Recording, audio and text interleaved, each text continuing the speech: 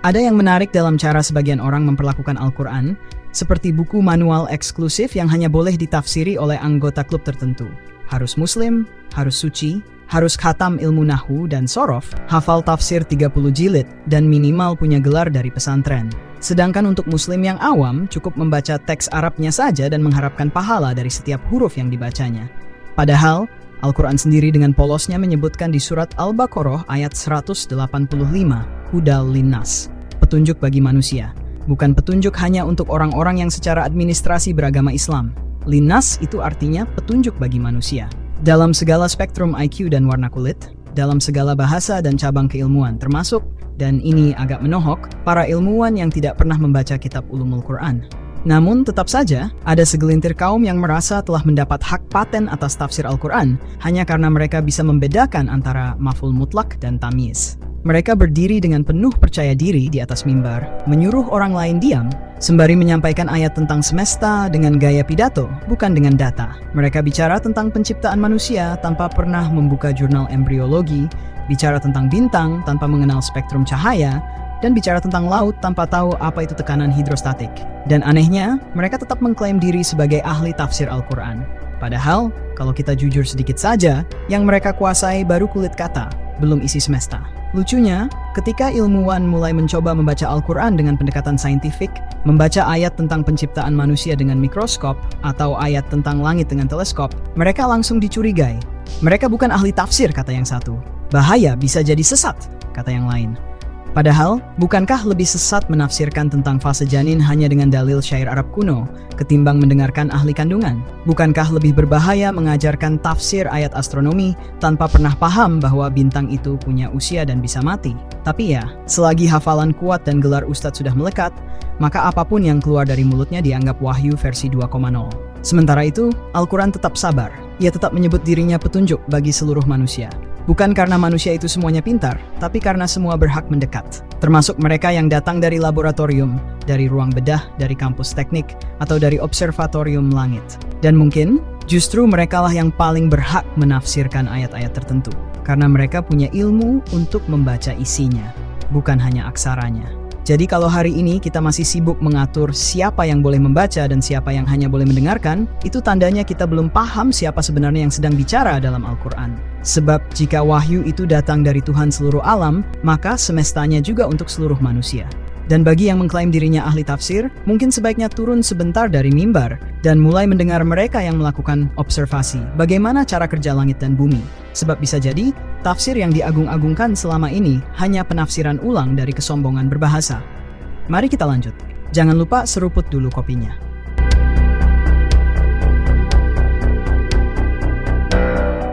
Ada satu hadis yang gemar dibacakan oleh para ustadz yang alergi logika.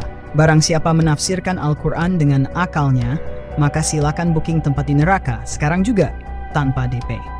Hadis ini biasa dilafalkan dengan intonasi menggigil, seolah-olah begitu seseorang menyentuh Al-Quran dengan nalar, malaikat Malik langsung kirim undangan pemanggangan.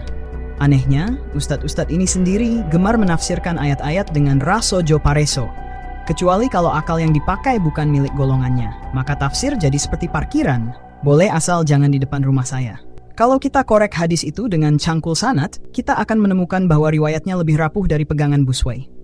Dalam Sunan Tirmidzi, riwayat ini datang dari Ibn Abbas. Tapi Tirmidzi sendiri malu-malu kucing menyebut hadis ini gorib, artinya jalurnya sepi, sunyi, dan tidak punya banyak teman.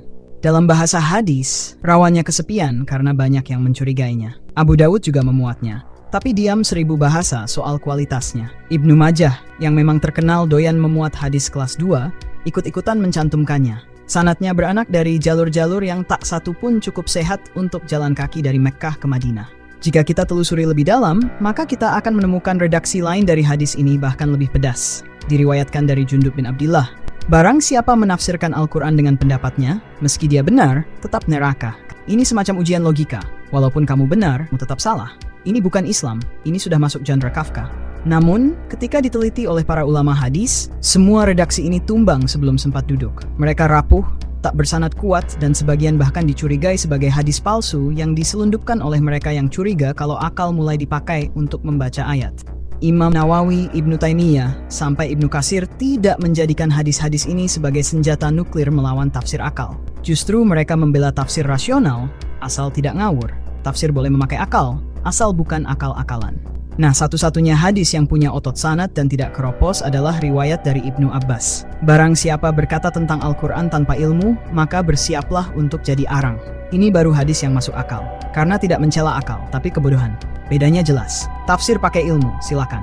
Tafsir pakai perasaan dan kepentingan tersembunyi, silahkan terjun bebas ke neraka. Hadis ini disahihkan oleh Al-Hakim, dipuji oleh Ad-Dahabi dan dikutip oleh Tirmidzi dengan predikat hasan. Jadi bukan akalnya yang jadi masalah, tapi keilmuannya. Bukan tafsir rasional yang terlarang, tapi tafsir yang ditumpangi kepentingan tertentu. Anehnya, para sahabat sendiri menafsirkan Al-Quran dengan nalar mereka. Ibnu Abbas tidak pernah bawa mikrofon hadis ketika menjelaskan ayat. Mujahid, muridnya, dengan percaya diri berhenti di setiap ayat untuk menanyakan makna pada gurunya, dan banyak dari makna itu hasil istinbat, bukan kutipan. Kalau tafsir akal itu dosa, maka sebagian besar tafsir klasik wajib dibakar di alun-alun, dan akan sangat banyak ulama yang harus dipanggil ke mahkamah neraka internasional. Gak percaya? Silahkan baca bagaimana ulama mazhab berbeda pendapat tentang status batalnya wudhu. Padahal teksnya satu, aula mastumun nisa. Bukankah ini menjadi bukti bahwa ulama klasik menggunakan nalarnya untuk menafsiri Al-Quran? Kesimpulannya, hadis-hadis yang tampak menyeramkan tadi ternyata tidak seseram wajahnya. Yang lebih masuk akal hanya melarang berkata tanpa ilmu, bukan melarang berpikir. Tapi tentu bagi sebagian orang berpikir memang menakutkan. Karena begitu logika dinyalakan, status-status mereka akan hangus, label-label suci akan diuji, dan monopoli atas makna ilahi mulai goyah. Maka mereka lebih suka tafsir beku, yang bisa diulang, dipakai ulang, dan tidak pernah membahayakan otoritas. Tafsir jadi seperti rekaman ceramah, tidak perlu diperiksa, cukup di-play. Dan begitulah, hadis-hadis doif dijadikan tameng untuk menolak tafsir akal, padahal yang ditolak sebenarnya adalah perubahan. Tafsir rasional bukan musuh agama, tapi musuh mereka yang tidak siap kehilangan singgasana. Dari beberapa redaksi hadis di atas, hadis yang paling kokoh untuk dijadikan sandaran adalah barang siapa berkata tentang Al-Quran tanpa ilmu, maka tempat duduknya di neraka. Dan itu bukan neraka imajiner hasil majelis taklim, tapi neraka real, yang tempatnya disiapkan bukan untuk orang yang berpikir, tapi untuk orang yang nekat berbicara tanpa tahu dia sedang bicara tentang apa. Perhatikan sindiran Al-Quran dalam surat Al-Mulk ayat 10 sebagai berikut. Dan mereka berkata, sekiranya kami mendengarkan atau menggunakan akal kami, niscaya tidaklah kami termasuk penghuni-penghuni neraka yang menyala-nyala. Maka kalau ada ayat yang bicara soal pergiliran malam dan siang, sebagaimana dalam surat Ali Imran ayat 190, dan yang muncul memberi tafsir adalah ahli nahu atau santri yang baru hatam ngaji Al-Burhan fi Ulumil Quran, kita patut curiga, ini sedang menafsirkan atau sedang mengada-ngada. Karena mari kita waras sebentar. Pergiliran malam dan siang bukan perkara irob, kalimat maupun jumlah. Ia menyentuh rotasi bumi, sumbu bumi yang miring 66,5 derajat, gerak revolusi, hingga perubahan musim. Artinya kalau mau benar-benar menafsirkan ayat ini dengan ilmu, maka yang harus duduk adalah ahli astronomi. Bukan hanya mereka yang hafal Al-Murakkab Al-Athfi, karena Al-Quran sedang menunjukkan ayat kauniyah, bukan ayat kiro'ah. Tapi yang sering terjadi adalah ustadz kita dengan penuh semangat menggesekkan dua potong kata kerja dan kata benda, lalu mengira telah memahami bagaimana bumi berputar. Padahal sebenarnya mereka hanya memutar tafsir agar tidak kehilangan audiens. Hal serupa terjadi dalam surat Al-Alaq. Ayat kedua bilang, Kholaqal insana min alaq, menciptakan manusia dari alaq. Lalu datanglah sebagian mufasir dengan semangat kamus bahasa menjelaskan bahwa alaq artinya segumpal darah. Dan karena mereka lebih percaya pada akar kata ketimbang mikroskop, maka tafsir itu diulang terus, diwariskan, dan dianggap mutlak. Tapi zaman berubah, sains berkembang, dan ternyata segumpal darah bukanlah tahapan awal penciptaan manusia. Ia melewati fase zigot, blastokista, kemudian menempel di dinding rahim sebelum mengental. Maka ketika embriologi angkat bicara, tafsir lama mendadak kelabakan. Tapi tetap, suara paling nyaring tetap datang dari podium masjid, bukan dari laboratorium. Disinilah tragedinya dimulai. Tafsir jadi arena kompetisi gengsi, bukan arena ilmu. Seharusnya ketika Al-Quran bicara tentang langit, kita dengarkan ahli astrofisika. Ketika bicara tentang penciptaan manusia, kita cari dokter kandungan, bukan mubalik kandungan. Tapi nyatanya banyak ahli tafsir merasa sanggup menjelaskan semua bidang, dari sperma sampai supernova. Sementara ahli fisika dan kedokteran, jangankan diajak bicara, namanya pun tidak dianggap layak disebut dalam kutipan khutbah. Ini seperti menyuruh tukang cukur menjelaskan rumus diferensial. Terdengar meyakinkan, tapi fatal. Padahal jika kita pegang hadis tadi dengan jujur, berkata tanpa ilmu adalah kejahatan. Maka menafsirkan penciptaan manusia tanpa tahu proses embriologis, itu bagian dari larangan. Menjelaskan pergerakan malam dan siang tanpa tahu rotasi bumi, itu juga bagian dari larangan. Tapi kenyataannya, banyak tafsir masih mengandalkan kitab berabad-abad lalu yang ditulis jauh sebelum penemuan teleskop atau mikroskop. Mereka memang hebat di masanya, tetapi bukan berarti setiap ucapan mereka harus dimuseumkan sebagai kebenaran final, kecuali kalau kita memang sedang beribadah kepada masa lalu. Ironisnya, ketika tafsir modern mencoba masuk dengan pendekatan lintas disiplin, reaksi pertama biasanya defensif, dituduh liberal, dianggap merusak tatanan ulama, atau minimal dicap tak sesuai tafsir jumhur. Padahal seandainya para ulama dulu hidup di masa sekarang, mereka mungkin akan jadi profesor bioteknologi, bukan sekadar penghafal syair Arab. Mereka akan membaca Al-Quran sambil membuka jurnal ilmiah, bukan sekadar lembaran kiroat. Tapi karena sebagian pewaris ilmunya lebih suka berhenti di titik dan koma, maka tafsir pun berhenti berkembang. Dan itu menurut hadis bukan sekadar stagnan, tapi mematikan. Karena sekali lagi, neraka bukan untuk yang berpikir, tapi untuk yang nekat bicara tanpa ilmu. Lalu, kemana perginya para ulama muslim yang mendalami ayat-ayat kauniyah? Ini pertanyaan yang menggigit dan menyisakan rasa getir di ujung lidah. Kalau memang Islam punya warisan ulama sains yang mumpuni, dari astronom hingga ahli bedah otak, kenapa jejak mereka seperti disapu dari arena tafsir Al-Quran? Mengapa dalam kitab-kitab tafsir yang disanjung-sanjung dari mimbar ke mimbar, nama Al-Biruni, Ibn Haytham, Ibnu Sina, atau Jabir Ibn Hayyan nyaris tidak terdengar? Padahal merekalah para penjaga ilmu dalam arti sebenarnya, bukan sekadar ahli nahwu atau pemilik sanad, melainkan ilmuwan yang benar-benar menggali ayat-ayat kauniyah dengan mata teleskop dan jiwa penasaran. Tafsir kita sayangnya sejak awal lebih disusun oleh ahli bahasa dan fikih ketimbang saintis. Maka ayat tentang bintang ditafsirkan dengan arti hiasan langit dan pelempar setan, tanpa ada dorongan untuk bertanya, bintang jenis apa, jaraknya berapa, unsurnya apa, atau paling tidak, kenapa ia meledak. Para ahli tafsir seperti At-Tabari, Al-Qurtubi, Fakhruddin Ar-Razi, yang sedikit pengecualian, lebih fokus pada aspek linguistik, hukum, dan sesekali tasawuf. Tapi bagian yang seharusnya dibedah dengan alat observatorium malah dibahas dengan analogi kisah Israiliyat atau syair Arab. Jadi, ketika ayat membicarakan semesta, tafsirnya tak berkutat pada kisah malaikat penjaga langit dan jin maling berita. Ini bukan karena Al-Quran tidak ilmiah, bukan pula karena Islam memusuhi sains, justru sebaliknya. Tapi karena tafsir sebagai disiplin ilmu berkembang dalam iklim sosial politik tertentu, dan iklim itu lama-lama menjadi beku.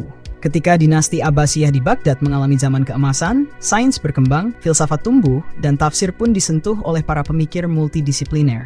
Tapi setelah itu, ketika arus konservatisme mulai menguat dan faksi-faksi mazhab saling baku hantam, tafsir akhirnya memilih jalan aman, tetap berada dalam pagar fikih dan bahasa. Tafsir tak lagi menjadi alat penemuan, tapi alat pelestarian. Sementara para ilmuwan muslim yang mendalami sains justru dimuseumkan. Mereka dibaca, tapi tidak dikutip, dihormati, tapi tidak dipakai. Al-Biruni menulis ratusan halaman tentang gerak bumi, lintasan planet, dan bentuk geometri langit, tapi coba cari tafsir yang mengutip perhitungannya ketika membahas ayat-ayat falakiyah, nyaris tak ada. Ibn Nafis menemukan sistem peredaran darah sebelum Harvey, tapi ayat tentang penciptaan manusia tetap dirujuk kepada pemahaman nutfah segumpal darah berdasarkan tafsir abad ke-7. Jadi yang terjadi adalah stagnasi tafsir, bukan karena tak ada ilmu, tapi karena ilmu yang berkembang dianggap terlalu berbahaya untuk stabilitas penafsiran klasik. Ada juga persoalan otoritas. Tafsir akhirnya menjadi wilayah yang dimonopoli oleh ulama agama, dan sains dianggap milik dunia sekuler. Seolah-olah jika seorang ahli fisika bicara tentang ayat langit, dia sedang nyerempet bahaya. Padahal, justru mereka yang paham bagaimana langit bekerja. Tapi dunia Islam, dan ini menyedihkan, terlalu lama membiarkan pemisahan itu menjadi sistemik. Sehingga ulama yang belajar sains dianggap aneh, dan ilmuwan yang menyentuh Al-Quran dianggap tidak sopan. Maka tidak aneh jika tafsir tetap datar, dan ayat-ayat tentang alam semesta hanya dipakai sebagai pemanis khutbah, bukan pintu menuju pengetahuan. Lebih menyedihkan lagi, dalam banyak pesantren, nama-nama ilmuwan muslim klasik bahkan tidak diajarkan. Yang dikenal hanya Imam Nawawi, Imam Ghazali, Imam Syafi'i, dan sejenisnya. Bukan karena mereka tidak penting, mereka penting. Tapi karena wajah Islam yang ilmiah, eksperimental, dan visioner itu benar-benar hilang dari kurikulum. Akhirnya, para santri tumbuh tanpa tahu bahwa Islam pernah punya ahli matematika yang bisa mengalahkan algoritma Eropa. Mereka hanya tahu bahwa Islam adalah hukum, adab, dan tafsir yang berhenti di abad ketiga Hijriah. Begitulah sains dalam Islam jadi seperti harta warisan yang terbuang di loteng. Ada, berharga tapi tidak dipakai.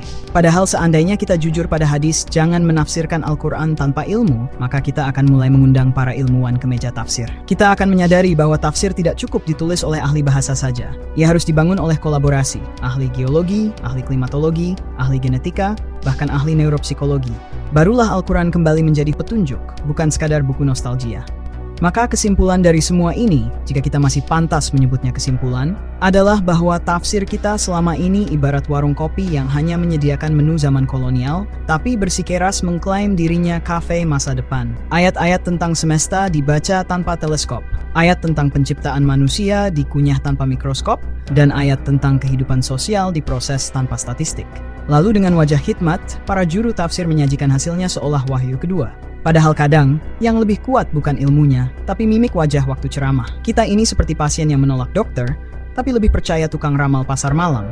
Para ilmuwan muslim yang dulu pernah membuat langit terbuka dan bumi bisa diukur, kini sekadar jadi nama jalan atau pertanyaan ujian. Tafsir berjalan sendiri di jalanan bahasa Arab klasik, sementara ilmu pengetahuan tertatih-tatih memanggil dari kejauhan, kapan aku diajak bicara? Tapi sang tafsir, karena terlalu sibuk mengoreksi harakat dan membahas makna alaq sebagai lintah, tak sempat menoleh. Dan kalaupun menoleh, ia takut dituduh liberal, bidah, atau yang lebih seram, tidak mengikuti jumhur. Padahal, bayangkan saja, jika suatu hari nanti tafsir disusun oleh tim yang terdiri dari ahli bahasa, embriolog, klimatolog, fisikawan, psikolog, dan seorang ustaz yang tahu batas ilmunya, maka tafsir itu akan terasa seperti taman ilmu, bukan lagi museum pendapat. Tapi hari itu, nampaknya masih jauh. Karena untuk saat ini, mayoritas umat masih percaya bahwa tafsir yang sahih adalah yang ditulis dengan tinta zaman dahulu, meskipun isinya tidak bisa menjelaskan kenapa musim bisa berubah atau kenapa manusia bisa stres. Sebab bagi sebagian kita, kebenaran itu bukan soal akurasi, tapi soal berapa banyak orang yang mengamininya sambil mengangguk-angguk. Jadi jika ingin selamat dari neraka karena menafsirkan tanpa ilmu, jangan cuma cari kitab tafsir. Carilah juga jurnal ilmiah, teleskop, mikroskop, dan buku-buku dari mereka yang benar-benar tahu cara kerja dunia. Karena Al-Quran tidak sedang bercerita untuk menghibur anak-anak madrasah. Ia sedang memberi petunjuk bagi mereka yang berpikir. Dan berpikir itu, sayangnya, tidak bisa disubkontrakan kepada yang sekadar pandai berceramah, tapi gagap terhadap realitas.